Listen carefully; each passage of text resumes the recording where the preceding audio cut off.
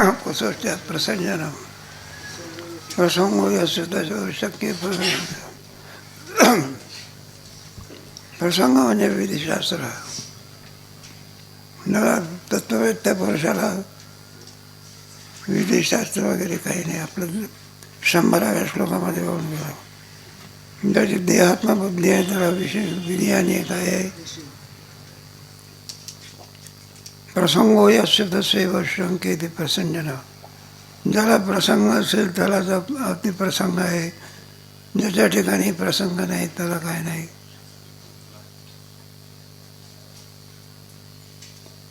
विद्याभावास्य बालस्य दृष्टते अतिप्रसंजनम शात्कृतवती प्रसंगोस्य विद्याभावे समेसति. विद्याभावास्य न बालस्य दृष्टते अतिप्रसंजन. लहान मुलं आहे, बाल शब्द ठेवलेला आहे बरं का. 25-30 वर्षाचा नाही, बाल शब्द आहे. काल आपण गोष्ट सांगितलं ना, त्याचा बाप निघाला मोठ्या ऑफिसमध्ये जाण्याकरता आणि त्या मुलाला खांद्यावर घेतलं. त्याने दोन्ही धर्म केले. कुठं संडासमध्ये का खांद्यावर. त्याला विधी नाही काही नाही. विद्येभावाच्छ बालस्य म्हणून लहान मुलाला विधी नाही म्हणून पुढचे प्रसंजन म्हणजे प्रसंगसुद्धा नाही. स्यात् कृतो अतिप्रसंगस्य विद्येभावे समेसति. ज्याप्रमाणे लहान मुलाला प्रसंग नाही म्हणून अतिप्रसंग नाही, तसं तत्ववेत्या पुरुषाला सुद्धा शास्त्र कोणताही विधी सांगू शकत. म्हणून विद्येभाव आहे, दोघांना विधीचा अभाव सारखा आहे. लहान मुलालाही सुद्धा विधी नाही आणि तत्ववेत्याला सुद्धा काय नाही. मग त्याच्या ज्या क्रिया शून्य असते, क्रिया जरी करत असला तरी त्या क्रियेशी तादात्म्य नसते. यस्य नाहं कृतो भावबुद्धी अद्वापि संयमान लोकांना दिसतो आपल्याला. ते काल गोष्ट सांगितली होती की म्हणलं जोग महाराज रागवतात. रागवणे आमचा स्वभाव आहे. जोग महाराज म्हणायला लागले तर मी कोणावरही रागवतो का तुमच्यावरच. मग तुमच्यावरती का रागवतो, तुमचं कल्याण व्हावं. खरंच रागवतो, उसना आणतो आणि तुमच्या आमच्या ठिकाणी काम क्रोध लोभ निमाली ठायची नवली आलं.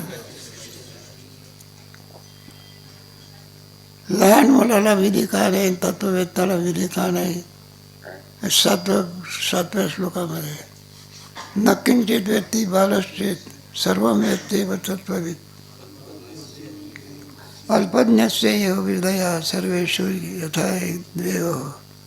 न किंचित वेत्ती बालश्च. लहान मुलाला ते कळतं का. असं सांगतात बाबा, ते लहान मुलाचं बाईने आपलं असं बसलं होतं ते पोरं, तर साप आला म्हणतात. कोणता आणि तो साप आल्यानंतर जवळ आला ते सापाचा खाणं का ते पोर तिला असं करायचं म्हणतात. हात लावायला पाहिजे काय ते लोकांना पाहिलं म्हटलं पोर संपला होता. म्हणते मग त्याला युक्तीने बरोबर त्या पोराला आणि त्या सापाला काय केलं बाजूला. लहान मुलाला ज्ञान आहे का. हा साप आहे आणि तो चावला म्हणजे वैकुंठात पाठवतो. त्याला त्याच्या ठिकाणी काही नाही. सर्व ज्ञान त्याचं आई वडिलाला असतं. न किंचित बालश्चेत. लहान मुलाला असं समजत नाही. त्याप्रमाणे तत्ववेत्याला सुद्धा आणखी कोणत्याही प्रकारे विधी नाही. अल्पज्ञस्य एव विषय. तुम्ही आम्ही कोणावर मग अल्पज्ञ. आपण काय नाही. लहान मुलाप्रमाणे अज्ञ नाही आणि तत्ववेत्याप्रमाणे आपण काय नाही. म्हणून आपण कोणा अल्पज्ञ. तत्ववेत्ता पुरुष सर्वज्ञ आणि लहान मुलं अज्ञ. त्याला काही कळत नाही त्याला म्हणायचं अज्ञ. आणि तत्ववेत्याला सर्व कळते म्हणून त्याला म्हणायचं सर्वज्ञ. आणि आपण कोणा मधले आपले धोबी का कुत्ता घटकाना. आपण जीव अल्पज्ञ आहे ना. नाही अल्पज्ञ म्हणून तर एखाद्या कारची ॲक्सिडेंट होणार असला मग आपल्याला माहिती आहे का की या गाडीसारखी ॲक्सिडेंट होणार आहे. भावी कालाचं ज्ञान जीवाला आहे का? फक्त वर्तमान कालाचं ज्ञान आहे. आणि भूतकालाचं स्मरण आहे. काय ज्ञान आहे का त्याला? आणि भावी कालामध्ये काय घडणार आहे आपल्याला काही ज्ञान आहे का? म्हणून जीव हा अल्पज्ञ आहे. संत हे ज्ञानी अंत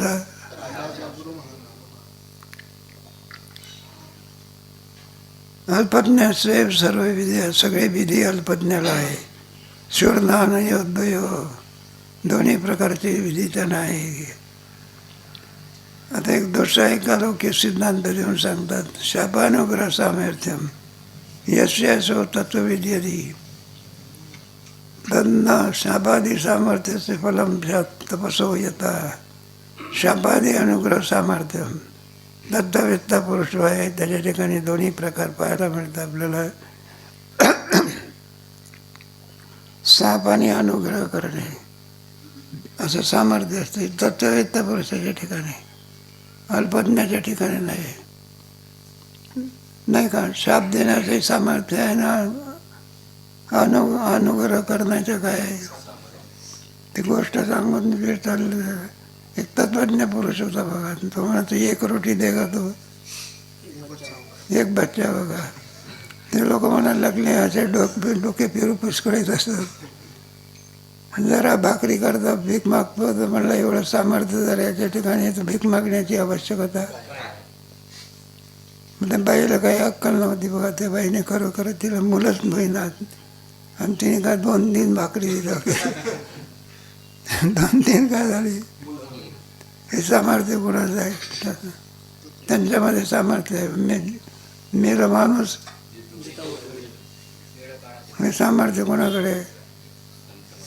तत्ववेत्याकडे आहे बघा. त्यांच्यामध्ये सामर्थ्य दिसून येतं. शापानुग्रह सामर्थ्य, ज्याच्या ठिकाणी शाप अनुग्रह करण्याचं सामर्थ्य असेल त्याला तत्ववेत्ता म्हणावं. असं जर म्हणशील तर तन्न शापादी सामर्थ्य फलम तपस्व बरा. शापादी सामर्थ्य शाप देण्याचं अथवा अनुग्रह करण्याचं सामर्थ्य आहे, त्याचं तप वेगळं नाही का. तपी माणसामध्ये असते. कोणीतरी तपी मनुष्य आपला मधुकरी घेऊन आला एका झाडाखाली, मधुकरी सोडली असं बसला बघत, वरून चिमणीने थोडा काय केला आणि त्याचा खाली पडला. आणि असं तपी माणूस असं फारच चिमणी काय पडली. त्याला वाटलं तर आपल्या तपाचं काय आलेलं आहे, फल आलेलं आहे. पण एका ठिकाणी भीक मागण्याकरता गेला. थोड्या भीक मागण्याकरता वेळ लागला. याला राग आला. काय आला? आणि ते भीक देणारी बाई होती ना, त्याच्याकडे जरा रागाने पाहिलं त्या बाईकडे. काय पाहिलं? वेळ लागला ना भिक्षा करता. मग त्या बाईने सांगितलं, म्हणले महाराज मी काय ते चिमणीनं बाई मारून पाहिलं. त्याला प्रश्न पडला आपल्याला, याला हे ज्ञान झालं. मग त्याने तुम्हाला ज्ञान म्हटलं. ते तिचे पाय धरले. काय धरले? म्हटलं हे तुम्हाला ज्ञान कुठून झालं? ती म्हटले पतिव्रताबाई आहे. काय आहे? पतिव्रताबाईमध्ये सामर्थ्य, शाप देण्याचे सामर्थ्य ना. तो अग्नीसुद्धा घाबरला बघा. ते मूल, तिचं मूल कशात पडत होतं. त्या बाईने थोडं रागावलं. म्हणलं लक्षात ठेव की मुलाला भाजले अग्नीला सुद्धा काय करू. तपीवर त्याचं काय सामर्थ्य आहे. दत्त जन्माला सांगायची कथा यायचं.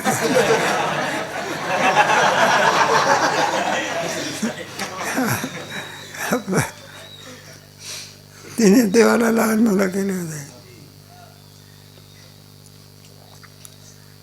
म्हणून शाप देण्याचं सामर्थ्य आहे, तपाचं सामर्थ्य आहे. ब्रह्मज्ञानाचं साध्य सामर्थ्य नाही बघा. ब्रह्मज्ञानाचं सामर्थ्य, त्याला मुक्त करण्याचं सामर्थ्य ब्रह्मज्ञानामध्ये आहे. आणि तप म्हणा किंवा अनुग्रह करण्याचं सामर्थ्य तपामध्ये. ज्ञानाचं फल काय आहे? ब्रह्मरूपता. हे कशाचं फल आहे? ज्ञानाचं. आणि आपण जर काही तप वगैरे केले तर त्याचं सामर्थ्य आहे, तो ज्याप्रमाणे म्हणेल त्याप्रमाणे क्रिया होत असते. व्यासादैरपि सामर्थ्यम दृश्यते तपसोबलात् शापादी कारण्यात अन्यतको ज्ञानस्य कारणम.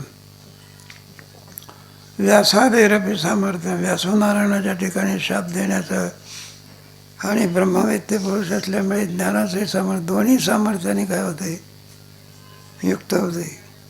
व्यासादैरपि सामर्थ्यम दृश्यते तपसोबलात् म्हटलं तपाच्यामुळे त्याच्या ठिकाणी दोन्ही प्रकारचे सामर्थ्य आपल्याला दिसत होते.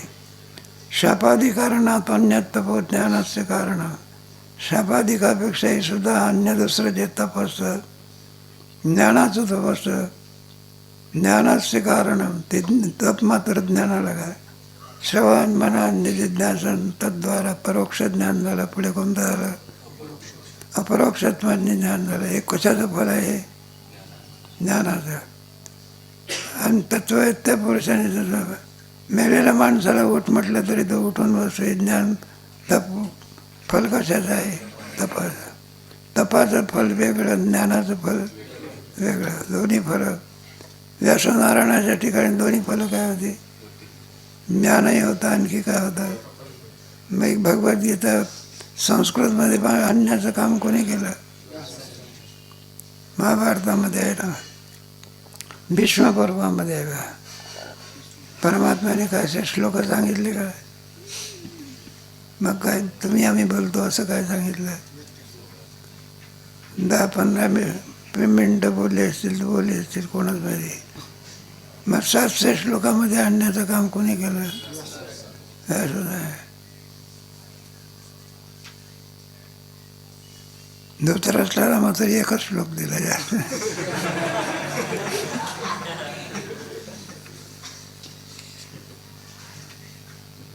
द्वयं यस्य अस्ति तस्यैव सामर्थ्य ज्ञान योजनी एकेकं तु फलं कुर्वं एकेकं लभते फलं. द्वयं यस्य अस्ति तस्यैव सामर्थ्य ज्ञान योजनी.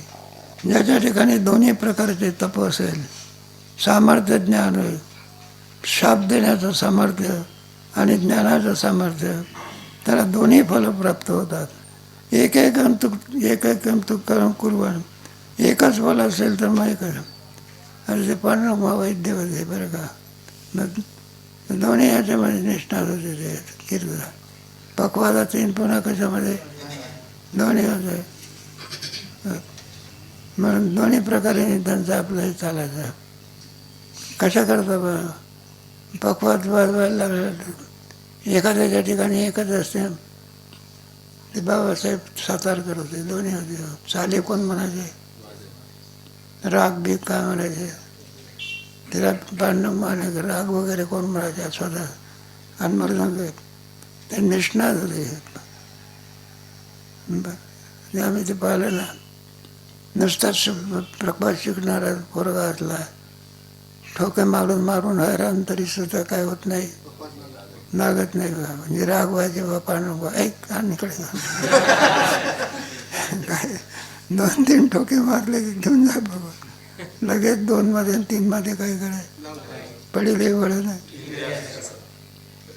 मारे पकवायचे होते. मग कीर्तनही सुद्धा आणि चाले कोणा म्हणायचे, एकेकंतू एकच पुरं. गायन करतो त्यावेळेला काय म्हणायचं, गायनाचार्य वाजत असेल ते वाजणार, आणि कीर्तन करत असेल तर आपल्या ठिकाणी एकच आहे. चांगलं आहे.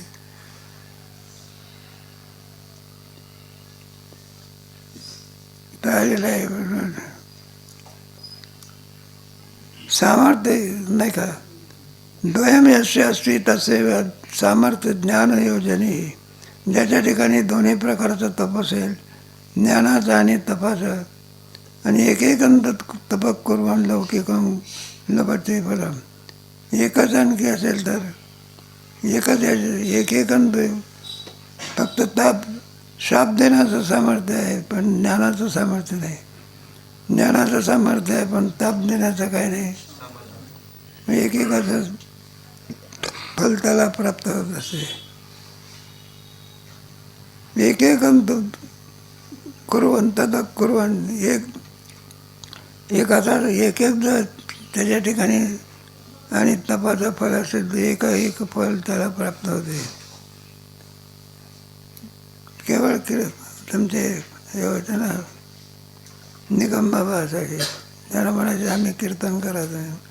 अहो मला स्वराचं काही नाही. म्हणलं तुम्हाला काय करायचं स्वराचे पाठीमागे आहो की आम्ही. तुम्ही नसतं काय करायचं, शब्द काढायचा, बाकीचं काम कोणाकडे? आमच्याकडे. मग त्यांना स्वराचं ज्ञान आणण्याकरता पुष्कळ शेवटी स्वराचं ज्ञान काही येईना, शेवटी दिलं टाकून म्हणत होत्या. कशाकरता हे सांगितलंय? एक फल एक असेल तर एकच फल काय होते?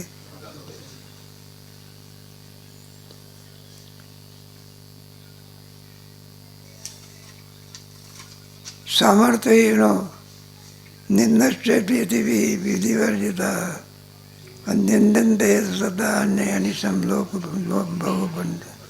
सामर्थ्यहीना निंदश्चे यती वर्जिता. तुम्हाला तो विचारसागराचा तरंग सत्व निघून गेलेला आहे होता. तत्ववेत्ता पुरुष काय होत असे? सामर्थ्य नाही, काय नाही. सामर्थ्यहीना निंदचे विधीने वागणारे लोक असतात. बरोबर, काय स्नान संध्या वगैरे असे विधीने वागणारे असतात. अशी मंडळी मग काय करतात? ज्याच्या ठिकाणी सामर्थ्य नाही, सिद्ध पुरुषाला कोणत्याही प्रकारे कोणत्याही विधीचा नियम राखता येत नाही. विचारसागराचा सत्व तरंग पहा की त्याच्यामध्ये आहे का त्याला काही विधी आहे? मग त्याच्याकरता म्हणलं जास्त त्याने हे करू नये, फक्त भिक्षा अन्नादी वागण्याने इतकंच काम करावं. सतत समाधीमध्ये राहावं. लगेच सांगितलं तुम्हाला त्याला समाधीमध्ये राहावं असं सांगितलं कोणी? त्याला कोणत्याही प्रकारे काय नाही. उलट विधी सांगणारे माणसाला पाहून तत्वदृष्टी हसायला काय केली आलेलं आहे. विधीने वागणारे लोक तत्ववेत्त पुरुषाला ज्याच्या ठिकाणी सामर्थ्य नाही त्याची निंदा करतात. काय करतात? सामर्थ्य असेल तर मात्र निंदा करीत नाही.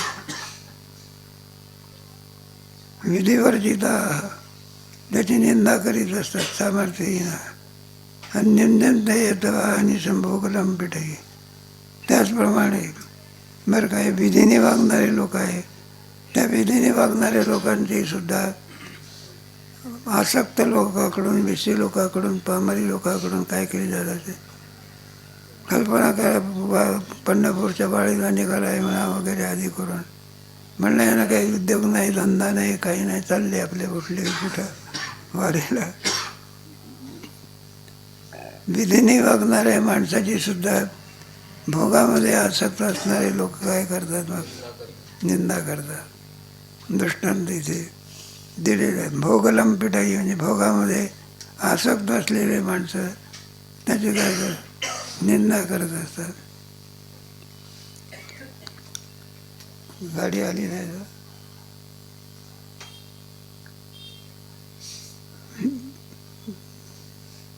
भिक्षा वस्त्रादी रक्षेय येते भोगतुष्टये अयति स्वं तेषां वैराग्यपरमंतरम. भिक्षा वस्त्रादी रक्षेय येते भोगतिष्ठये. संन्यासी माणसाचा दृष्टांत देऊन सांगतात. बरं का? भिक्षा वस्त्रादी रक्षेय येते भोगते. भोगाचा आपल्याला उपयोग करावा एवढ्या करता तो भिक्षा म्हणा, वस्त्रपदार्थ याचे काही नियम असतात, याचं रक्षण करतो. त्याचे नियम सांगितलेले आहे. एखादा संन्यासी आहे त्याने भिक्षा मागायची, पण आपल्यापुरतीच भिक्षा काय करायची? एकदा ज्या घरी भिक्षा मिळाली नाही तर परत पुन्हा त्या घरी जायचं नाही. ज्या दिवशी चंद्राचं दर्शन होत नसेल त्या दिवशी भिक्षा मागायची. नियम असतात कोणाचे नाही का?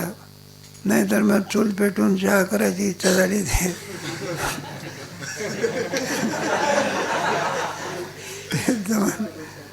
जमत नसते. नाही तर आपलं जोळीमध्ये बिस्किटं ठेवतो चहा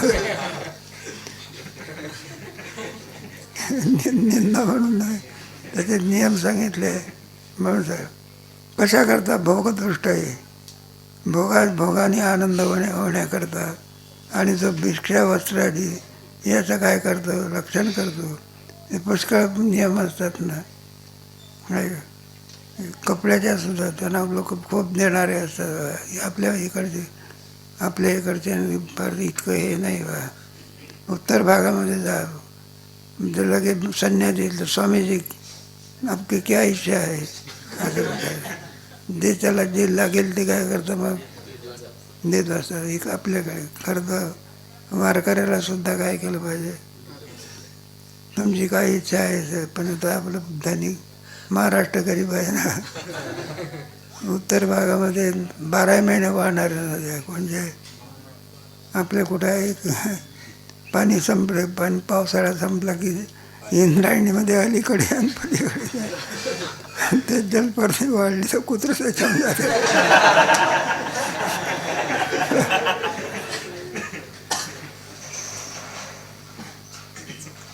म्हणून ते हे आणि त्याचा विधी आहे ना, अपमानिले अतिथींनी सुकृताची. म्हणून त्याला टोमणा म्हणून देत असतात. कोणचा अहो यती सोमते श्याम म्हणला तुमचं वैराग्य फार पुढे गेलेलं आहे. एक टोमणा देतात. म्हणला तुमचं वैराग्य काय झालेलं आहे, फार पुढे गेलेलं आहे.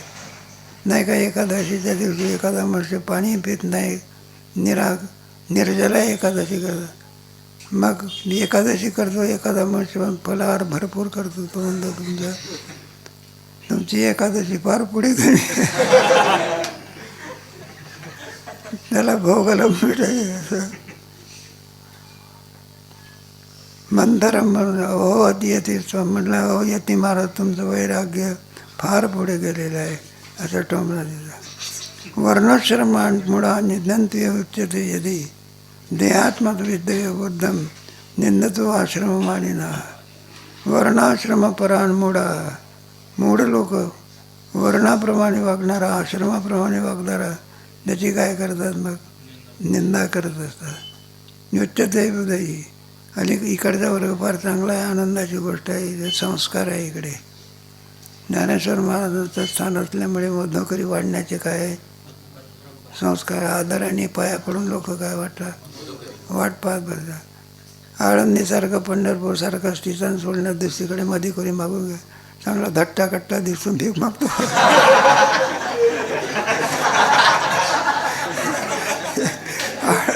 आळंदी दुसरीकडे सोडून मधुकरी जातात. निंदन तो इच्छते हृदयी म्हणून वर्ण आश्रम याप्रमाणे वागणारे लोकांची मूढ माणसं काय करतात, निंदा करत असतात. तसं देहात्मबद्धयोगुद्धम निंदन ते आश्रम मानिना. आश्रम मानिना देहात्मबद्धयोगुद्धम. मग हे जे आहे ना तुमचे मूढ लोक असतात यांची कोणती बुद्धी असते, देहात्मबुद्धी. देहालाच काय समजतात ते आत्मा समजतात. तत्ववेत्याची बुद्धी कोणती असते, आत्मबुद्धी असते. यस्य नाहं कृतो देहबुद्धी. वेदांतशास्त्र काय करते, देहबुद्धीवरचा कोणत्या बुद्धीवर नाही, ब्रह्मबुद्धी. एषा ब्राह्मी स्थिती पार्थ.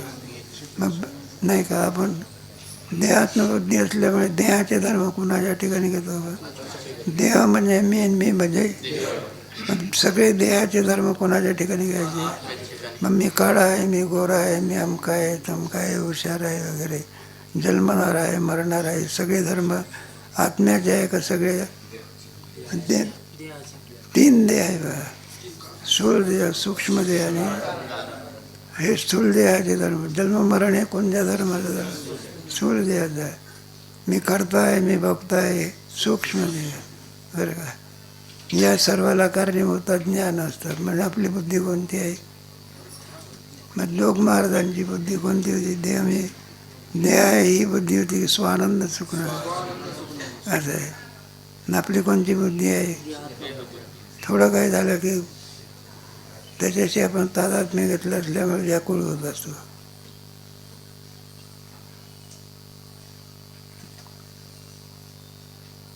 झालं संपर्क आहे. देहात्मबुद्धया बुद्धम निंदनदोष्ट आत्ममानिना. म्हणून ज्यांची देहात्मबुद्धी आहे ते आश्रमधर्माप्रमाणे वागणाऱ्या माणसाची काय करत असतात? निंदा करत असतात. आणखी पुढे आणखी विषय घेतलेला आहे, त्याचा विचार कधी करू.